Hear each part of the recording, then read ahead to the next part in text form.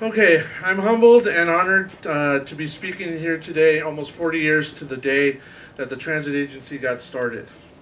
My original speech was going to be the state of the agency speech, right? We just had a governor's speech and we're about to have a presidential speech, but those are usually measured by the people that we serve.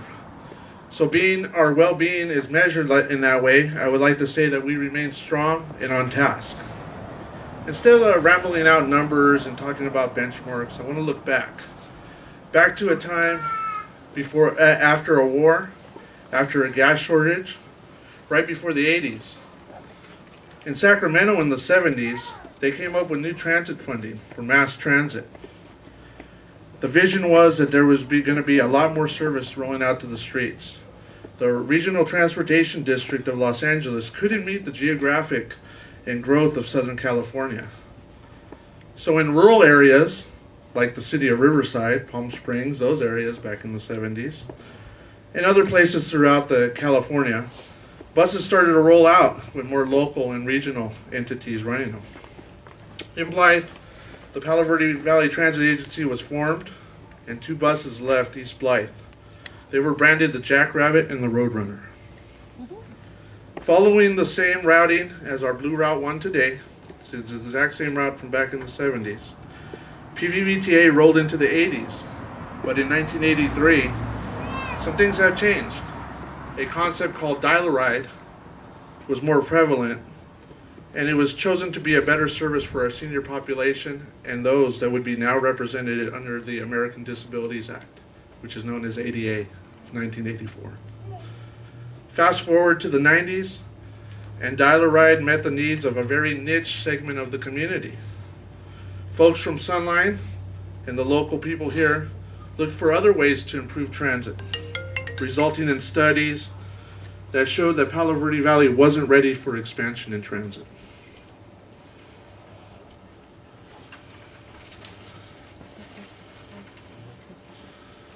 As we move into the 2000s, dial-a-ride was called upon to cover trips that we normally didn't do. Local college, those state prison facilities. So with a handful of buses, a young man who used to ride that Jackrabbit bus about 20 years prior came up with an idea and a plan to move into the next phase of serving our community, which was building the fixed route system. Then Mayor of the City of Blythe, Robert Crane, had a vision. He put everything on the line with that vision, and in 2003 rolled out the Desert Roadrunner service. This was a mix of fixed route and dial-a-ride services that was envisioned to expand rapidly, meet the needs of the whole valley and beyond, and bring public transit to the original vision of those people in 1978. To do that, he needed new management, a professional operating team. So he went out, and that was sought, and that was represented by myself and Transportation Concepts, which is labeled TC, who became totally committed, TC, to the success and PVVTA and the community until this day today. Those first couple years in 2003, it went by like lightning. We were doing things so fast, making things move. We got a trolley, which is parked right here, and it turned into the Holiday Light Runner, which is this community's absolute only holiday tradition.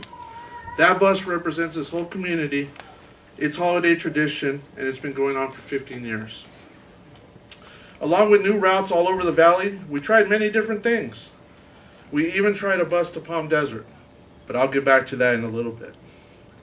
As in the 80s, new focus started spreading throughout the transit world. Alternative fuels, clean air, alternative fuels. But where was a little town like Blythe going to find the guidance? How were we going to understand this? And when we did understand it, how were we going to fuel these buses and make things happen? Well, those old relationships from the past. Sunline. We went to Sunline. They did some testing here for CNG technology. And by 2010, our first bus rolled out of a city yard, fueled with gas from Heyday Farms. They were the local LNG shipping company here, so they gave us the fuel, and there was no turning back from then. we started on our path to clean air. Along the way, the agency reached out to help other agencies. Caltrans recommended that the city of Ridgecrest come down here to this little desert town to see what we were doing, because they were similar in size and had the same type of challenges that we did. So they mirrored their expanding transit system to the Desert Roadrunner service. Around that time, PVVTA also got recognized by Caltrans for financial excellence. But this was a very rough patch for all of us, for the economy. It was called a recession. Financial excellence during the recession. By 2014, PVVTA was ready to move forward into the future, even further than what was envisioned by Crane, to truly become a standalone agency. As investments were made once again in Sacramento for modernizing public transportation, we tapped into those resources for air quality, Proposition 1B, and brought to fruition a new public CNG station and a state-of-the-art building, the one that we're in front of right now. This was the only ground-up new build in the city of Blythe in 2014. Over the past years, PVVTA has strengthened its resolve in light of world events. For a decade, we've done transit security projects that made the community safer. These projects, like the remote site surveillance, equipping both transit staff and local police officers with AEDs to go out and help the community in a medical crisis, led to new partnerships with law enforcement. And I want to recognize Chief Wade that's standing over there, and he was instrumental in doing this along with Board Member Kumar. Creating this modern, robust security posture outrivaled even larger operators in the state of California that had more money and resources, and this was from regional EMS people at the county and Cal OES. We're doing it right for the size that we are in the community where we're at. But beyond the security, this expansion that I talk about, the challenges that we had, they're people. People of the community, the people that we employ. Riders like Marion Denton, who rode the bus several times a day, every day, until her passing. Our transit employees were her family when there was no family around. Passengers like Juan Gonzalez, who rode the bus all throughout high school up to the college, and is now giving back to his community, working as an educational aide and tutor for the students up at the Palo Verde College. Drivers like Moises Soria, just sitting right there, who had a long, successful career with the Postal Service, ending in being the postmaster of Blythe. He decided to get back into the workforce, serve his community again, and he decided to do it here. So every day that he goes out there with a smile and a professional attitude, people see it on our bus. The list is long of PVVTA doing good for the community. Every place, every person. It's locals helping locals and helping each other.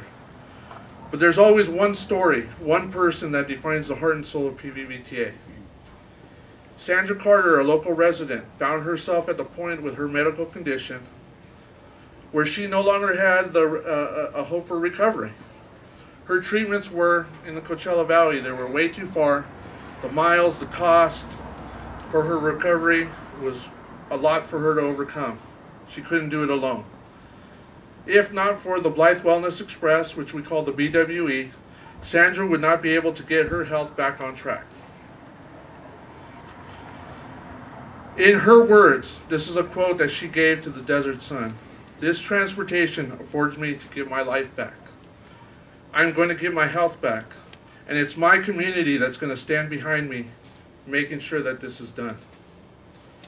Remember that bus that we talked about 15 years ago that we were testing? History caught up to that bus, and now we provide service to the most needed.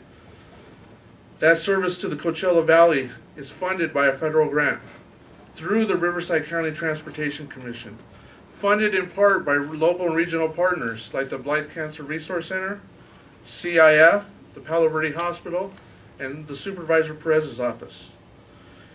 This service, operated by locals, soon to be awarded by 5310 Caltrans funds, supports the same vision of the community, the same vision that we had in 1978, 1988, 2008, and today in 2018.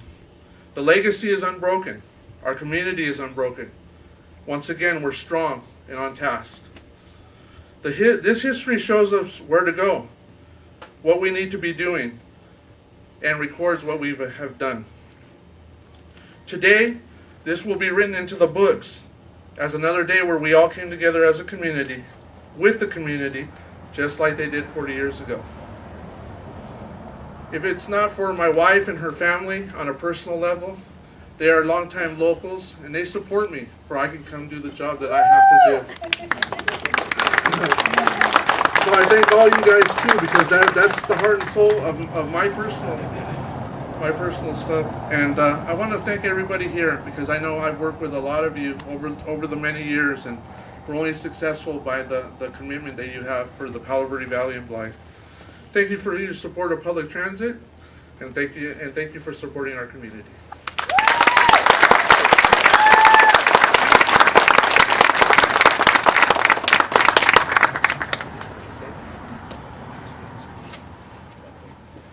The one thing that George left out is the buses surrounding us today. We'll start with the trolley, the vision that they had. Now the holiday light runner. Then we move on to 2011 and the tragedy that we all faced from the devastation of 9/11. The following year, George commissioned this bus to represent the men and women of the armed services and the people that lost their lives. Moving on, George commissioned our Blythe, California 100-year bus. This was our dedication to our community and showing our support. If you take a close look, you'll see Blythe back in the 30s as it moves forward. Another idea brought forth by George. 430, new technology. It's called a low floor bus, which now has a ramp that deploys and allows people with disabilities to enter and exit the bus with, the least of effort. So, I gotta say, this man right here, he's transit. Thank you, Will. I can't do this show all by myself, so I want to acknowledge those people, those hardworking people that are on the routes, in the office, in the back, behind the scenes. We have people like Leticia Gomez, who has served over 16 years with the transit agency. Andrew Johnston, who has been here approximately 12 years with the transit agency. Sonia Perez, which has over 10 years with the transit agency. Moises Soria, that we talked about with the transit agency. Rosa Juarez, she's one of our senior drivers. She used to be in the job with doing the mobility manager. She's been a dispatcher. She's done every aspect of this operation. Marissa Green, one of our locals, she just joined us just recently. Scott Ottinger, he's one of our drivers. He helps with the maintenance. Maria Luisa Leonez, she's back there. She's our supervisor. And Ricardo Arzate, he was a perfect attendant fireman for the city of Blythe, but he also fixes our buses, our only technician. He has to be pretty smart. We have a lot of buses, and sometimes with that heat, a lot of things happen. We have Glenda Keeler. She's been with us 16 years, runs the dispatch. And then just recently, Manuel Garcia, who retired and now is out in Yuma, enjoying his retirement from not just transit, but from the ADOT enforcement. We have Juan Martinez. He's our dispatcher. Well, he's He wasn't there, but he's right there running the camera. He's a dispatcher, maintenance man, all-around guy. He helps us. Paulette Lainez, she's a new dispatcher. And then Dale Reynolds, our mobility manager. And I see Sonia back there. I mentioned you. Yes. But thank you for being here, Sonia. And all the rest of the members that have come and gone and have been part of this. It's been a long ride, but we're here 40 years. So I want to recognize those employees.